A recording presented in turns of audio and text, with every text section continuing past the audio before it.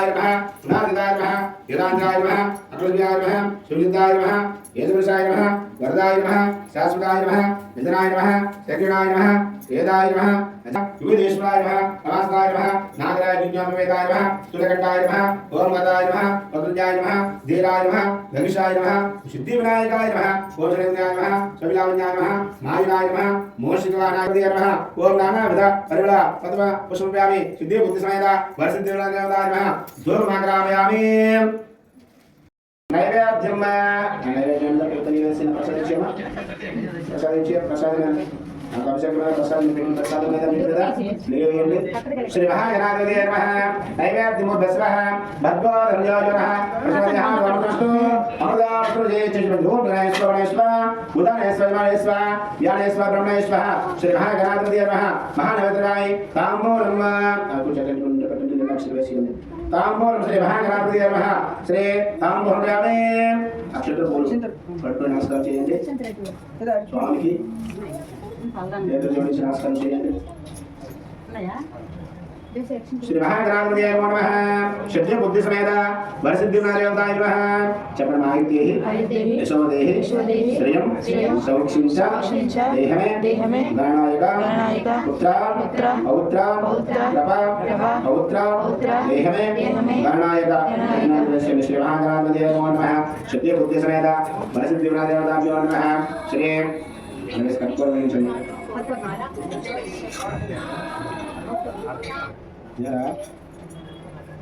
ఒక అరగంట పడుతుంది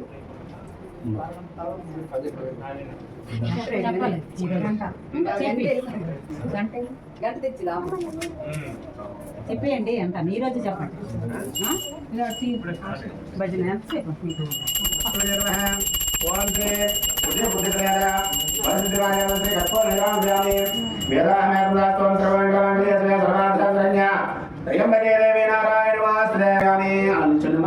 అక్షత్ర పూలపడితే నమస్కారం చేయండి శ్రీ జనసంస్కరంగరానుభవంతు శ్రీ మహాగణాధిపతి